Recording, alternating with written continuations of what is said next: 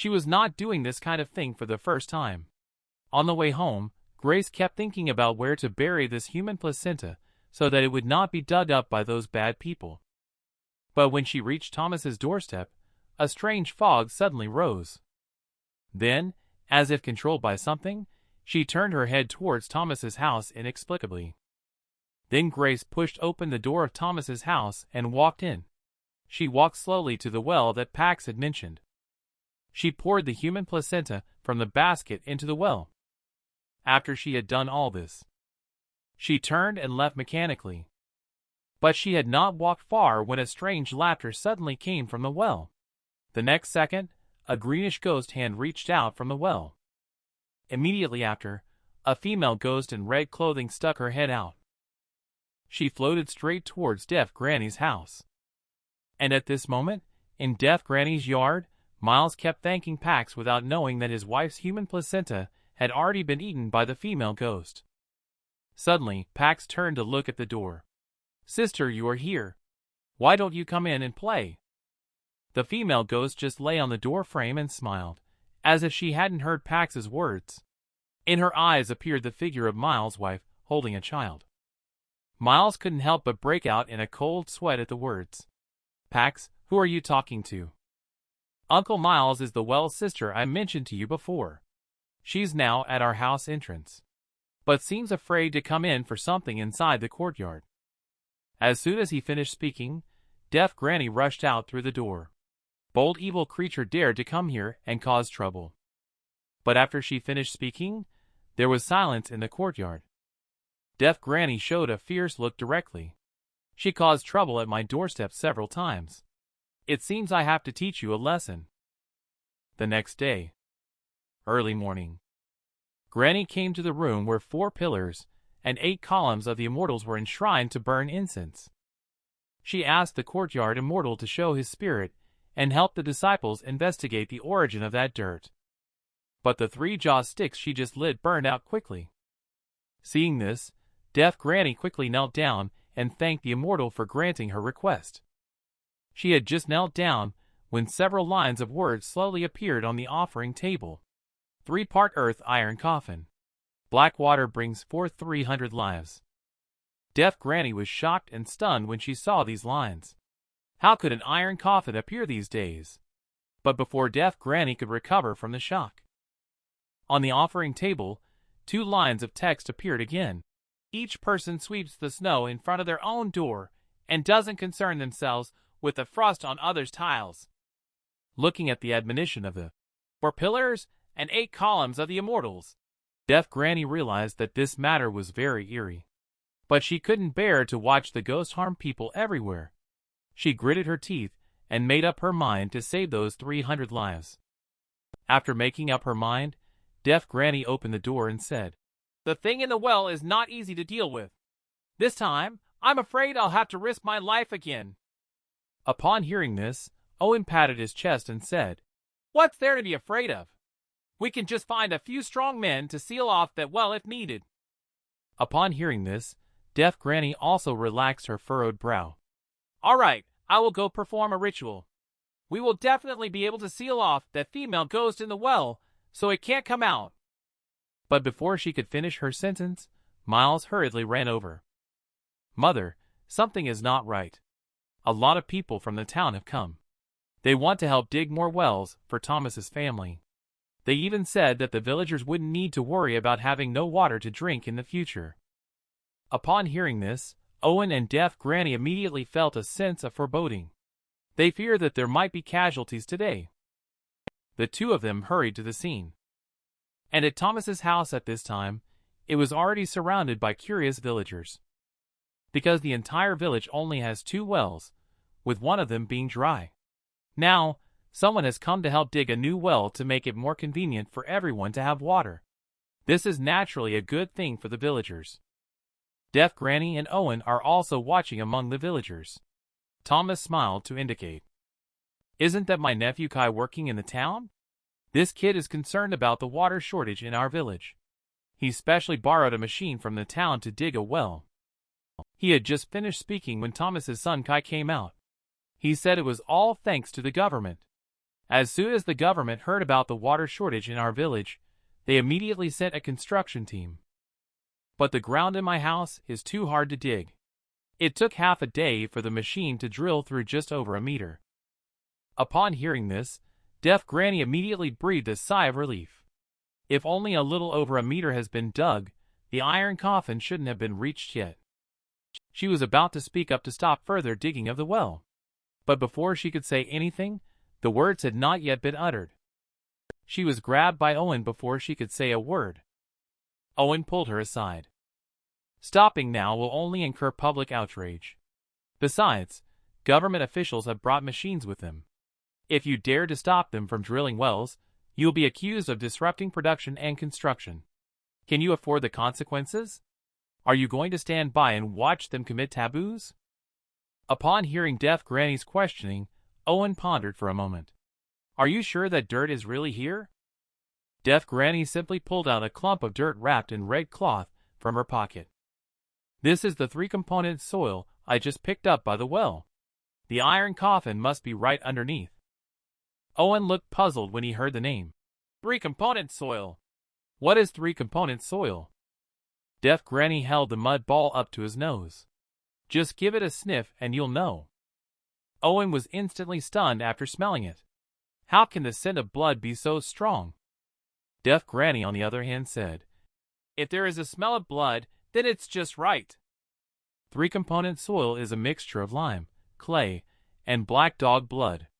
It is used to prevent corpses from rising or to suppress extremely evil entities.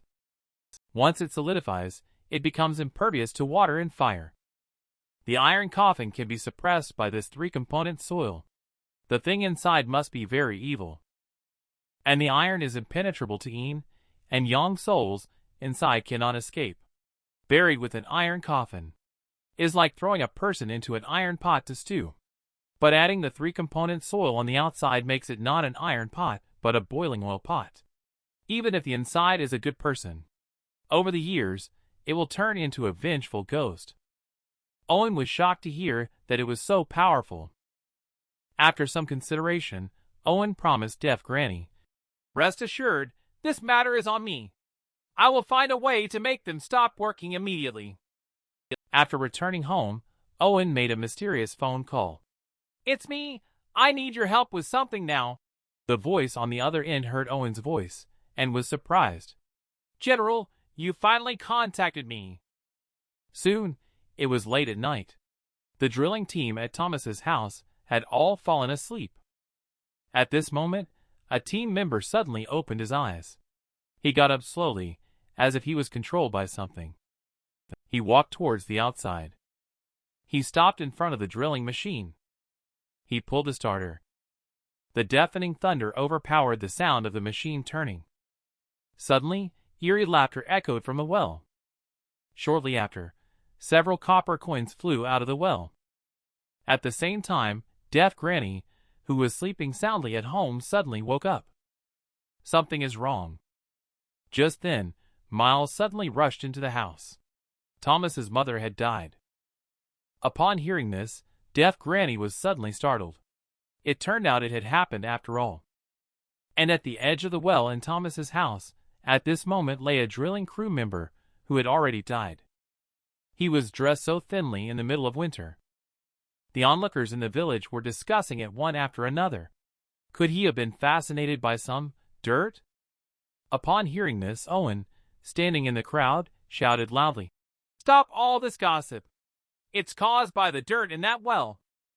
Kai was shocked and turned pale upon hearing this. Owen, Deaf Granny begs you to save me. The drilling team is the one I brought here. What should I do now that something has happened? Granny Deaf advised him not to rush.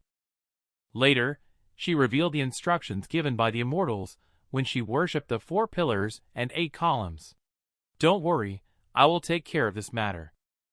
When Thomas heard about the iron coffin, his face was filled with horror. He quickly grabbed Deaf Granny's hand. As long as you speak up, we can do anything. Pax on the side saw Thomas's puzzled expression. He seemed to know something.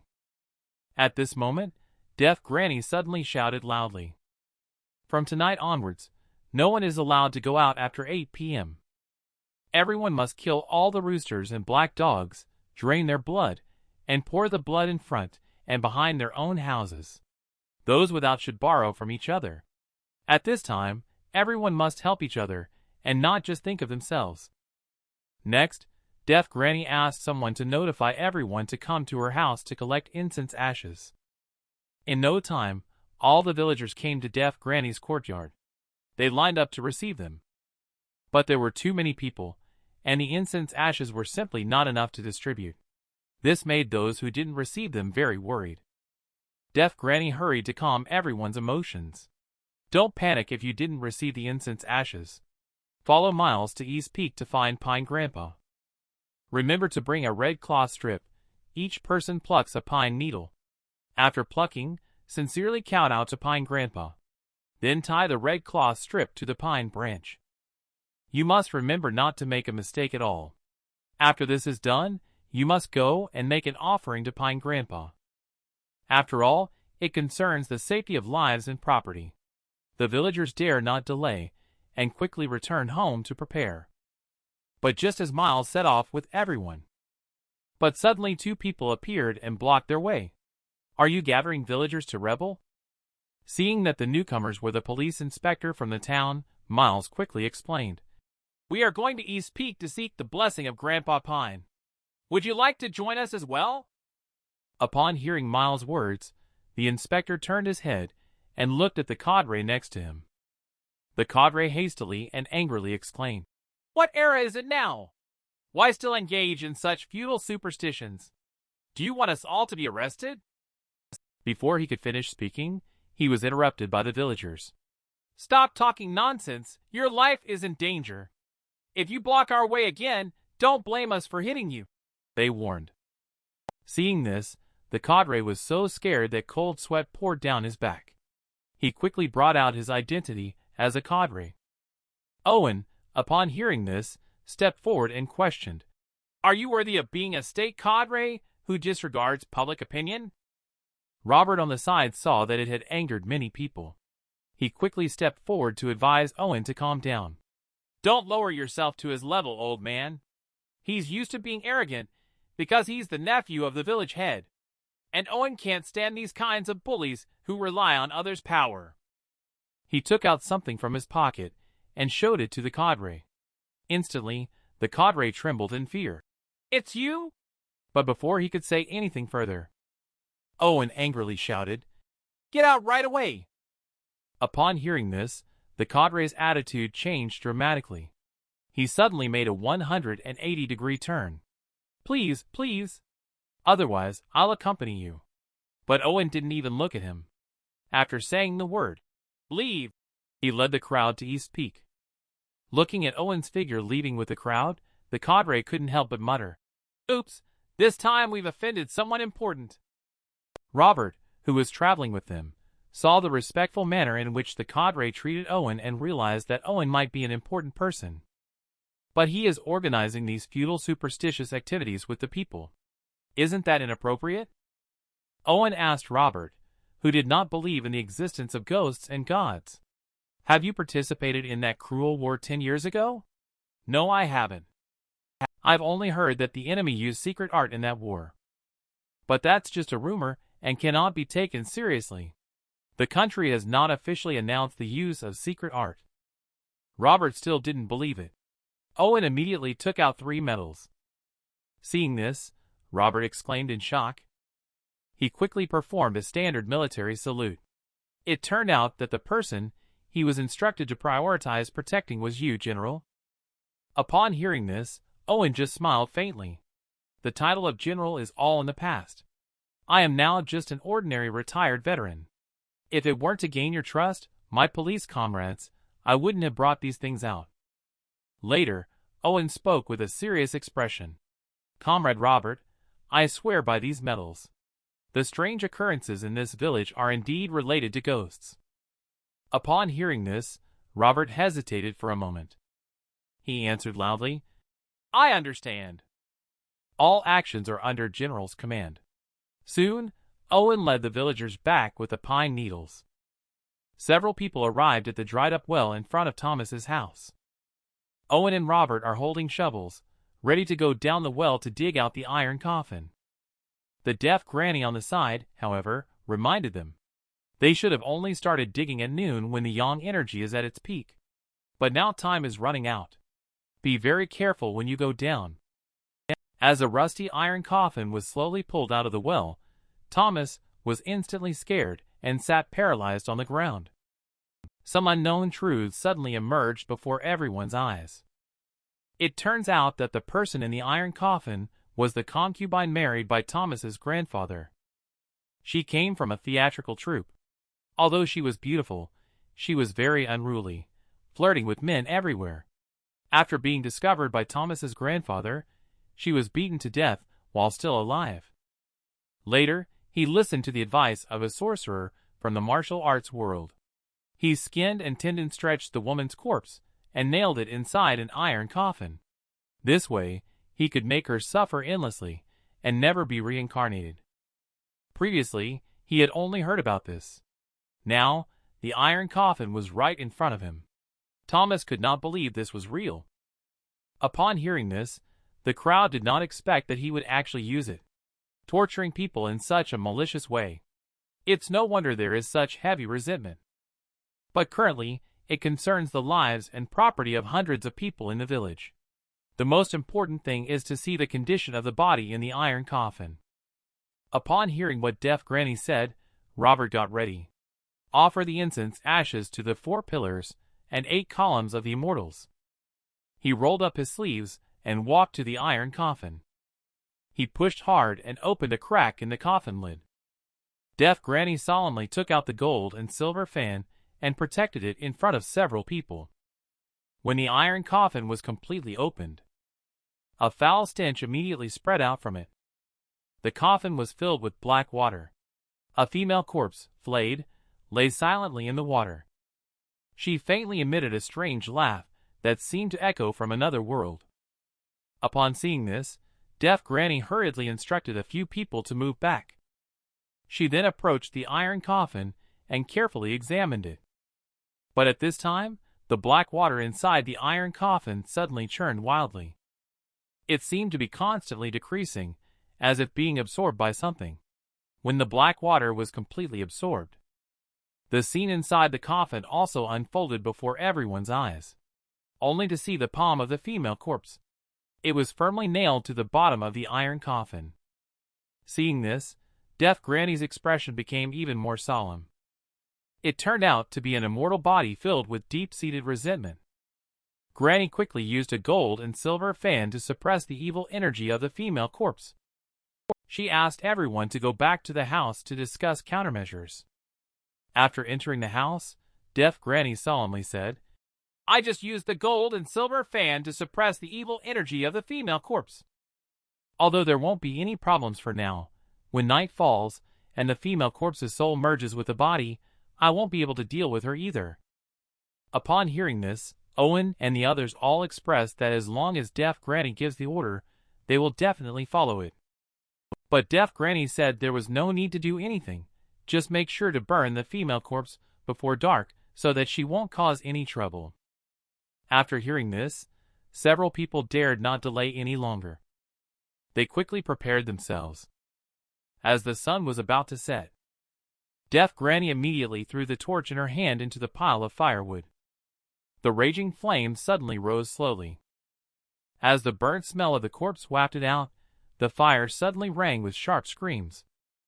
A wisp of the female corpse's soul slowly emerged in the flames, staring fiercely at everyone. "After dark, you will all die." Deaf Granny looked worried. She knew this female corpse was very dangerous, but she didn't expect it to be able to manifest and make sound even in broad daylight. She quickly took out the mountain opening wood, a treasure used to suppress evil energy. She immediately threw it into the fire pit. "I don't believe in this mountain opening wood.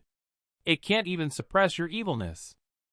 At the moment when the mountain opening would touch the flames, the fire suddenly became more intense. The female ghost wailed in it. But as the fire gradually diminished, the once incomparably terrifying female corpse was finally burned to ashes. Upon seeing this, Thomas and his son were overjoyed and wept. Robert also breathed a long sigh of relief. Finally, it's over. But deaf Granny said with a serious expression, "It's not over yet. Destroying the body only ruined half of her spiritual cultivation." But this only ruined half of the female ghost's spiritual cultivation. Upon hearing this, Owen and the other two were shocked. "How can we completely eliminate that ghost?" Deaf Granny said solemnly, "The female ghost holds the deepest grudge against the Thomas family. Tonight we just need to wait for the prey at his house." The time has quickly arrived at night. Before departing, Deaf Granny respectfully paid homage to the 4 pillars and 8 columns of the immortals. "Everyone, tonight I've decided to have a showdown with that evil ghost. If I were to meet my end at the hands of the evil ghost, I ask all immortals to remember the friendship I cultivated for decades. Please protect my family's safety." As soon as the words fell, the 3 incense sticks inserted in the censer burned rapidly. The word, "OK," slowly appeared on the offering table. Seeing this, Deaf Granny quickly kowtowed and bowed. "Thank you, immortals." She then walked to the courtyard. Turning around to look at the big pine tree in the courtyard, she said, "Grandpa Pine, I'm leaving the house to you." After saying that, she walked towards the Thomas family with a determined look in her eyes. But at that moment, Pax suddenly appeared and hugged her. "Grandma, where are you going? Are you not sleeping at home tonight? I'm scared to be alone at home." Deaf Granny saw Pax, held back her tears, and comforted him. "Be good, Pax. A real man should be brave. You have to sleep on your own sooner or later." But Pax is still young and doesn't quite understand Deaf Granny's meaning. He just wants his grandma to come back soon.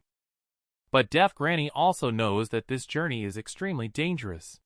Pax has to be obedient and hope his grandma returns as soon as possible. "If I can't come back, don't forget about Grandma." Deaf Granny finished speaking without looking back, and headed towards Thomas's house. Pax watched Deaf Granny's retreating figure, and tears streamed down uncontrollably. He knew that Grandma might never come back again. At this moment, he suddenly thought of something and hurriedly ran towards the village outside. "I don't want Grandma to leave. I'll go find Uncle Wyatt. He will definitely help." And when Deaf Granny arrived at Thomas's house, she first sprinkled the entire yard with dog tooth bone powder. Then she hung copper bells on cotton strings soaked in black dog blood. She also set up a soul-capturing array in the yard. These are not the methods of a spirit medium disciple. Instead, Deaf Granny learned them from a passing Taoist in her early years. Owen also arrived here wielding a blade. Deaf Granny was somewhat moved to see his arrival. "Are you sure you want to take risks with me?" Owen just smiled. "We have known each other for so many years. How could I be left out of such things?" Owen glanced over at Robert as he spoke. "This little guy should not be accompanying us on this life-threatening adventure." Upon hearing this, Robert patted his chest and said, "General, in this lifetime, I'll do anything except deserting. When the time comes, even if it means getting dirty, I will take a bite out of its flesh." Deaf Granny sincerely praised. "One of you is righteous, and the other is filled with killing intent. Together, you are the nemesis of the worship of evil. Even staying behind can be of great help." Later, she handed the willow whip to Robert and said, "When the dirt appears later, use this to whip her ruthlessly." Just as Robert took the willow whip, a gust of cold wind blew through the courtyard, causing the copper bell to ring suddenly. The 3 of them immediately realized that the dirt was about to appear.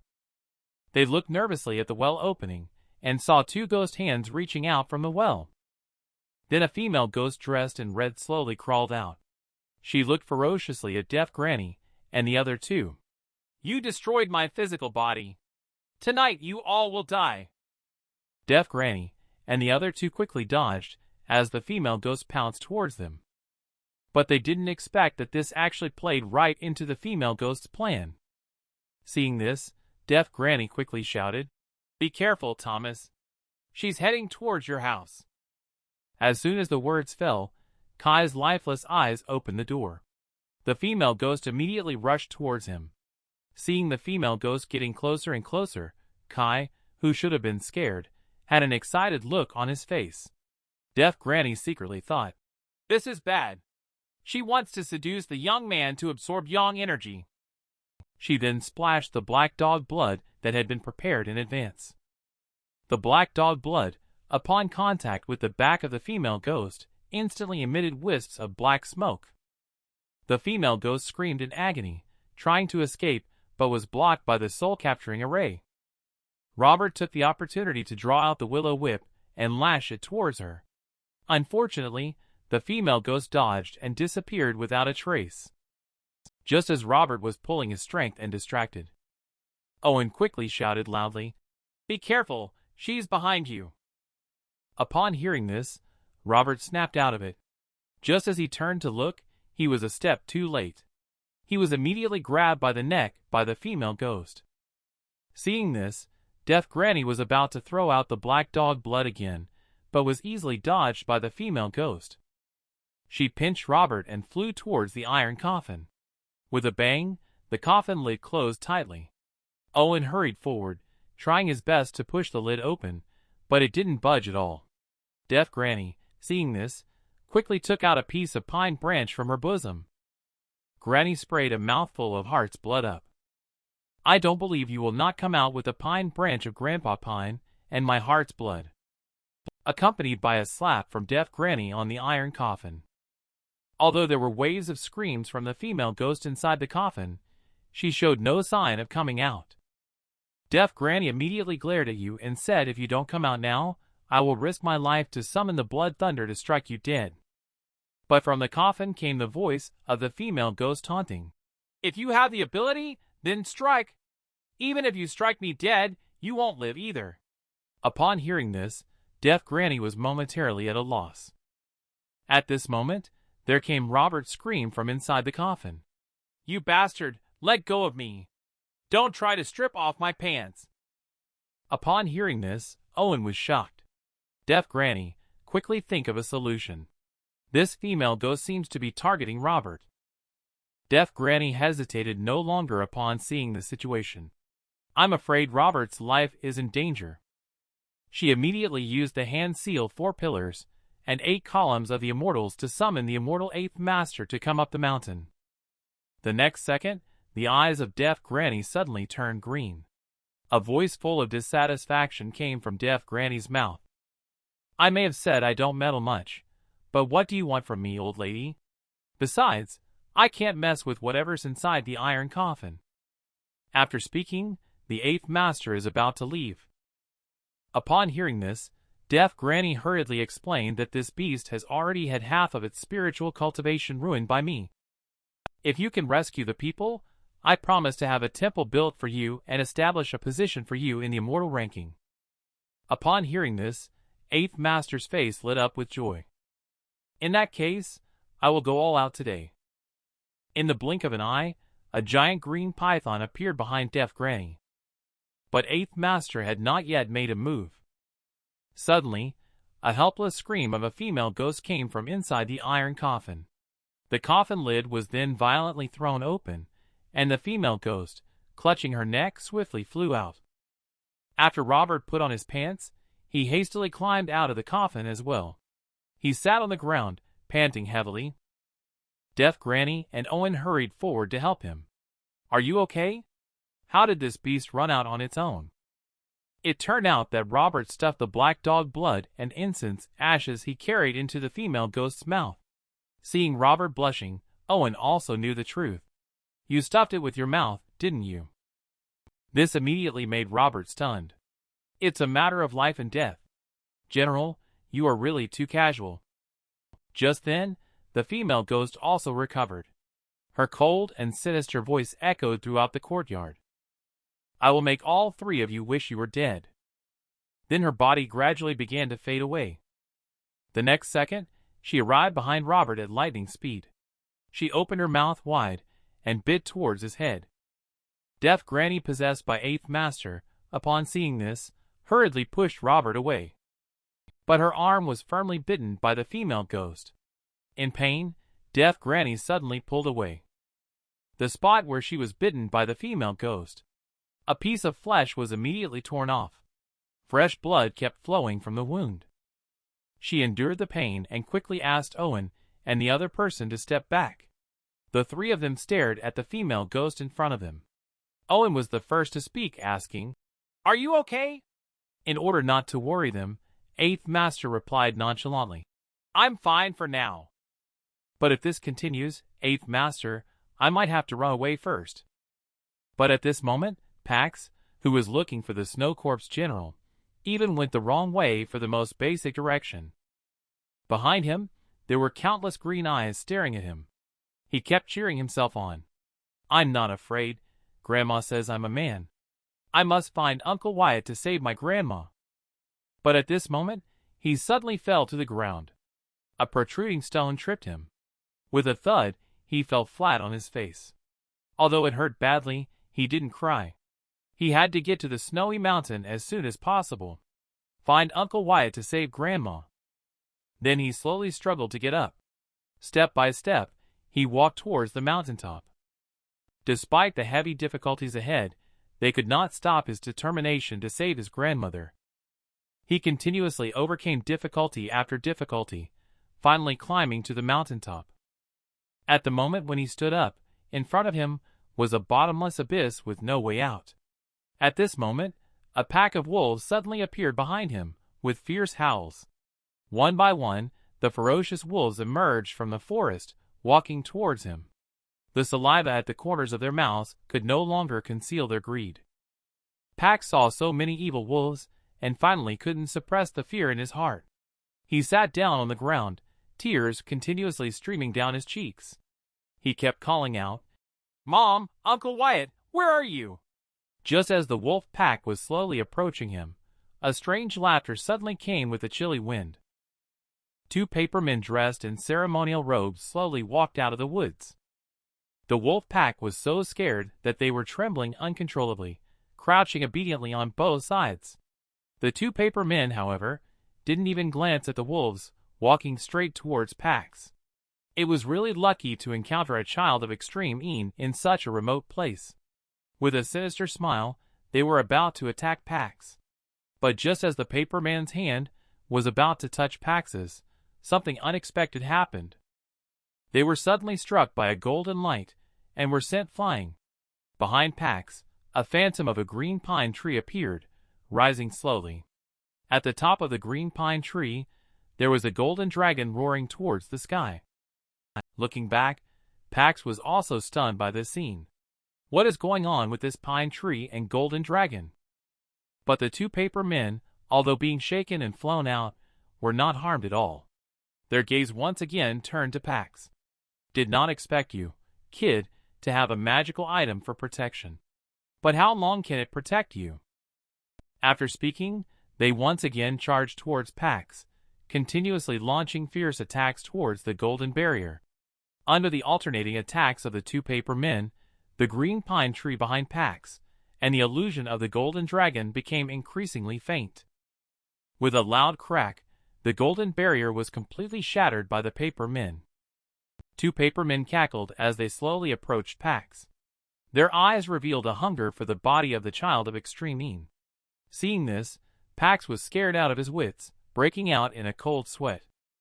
He mustered up the courage and said, "I can feed you guys, but I need to find Uncle Wyatt to save my grandmother first."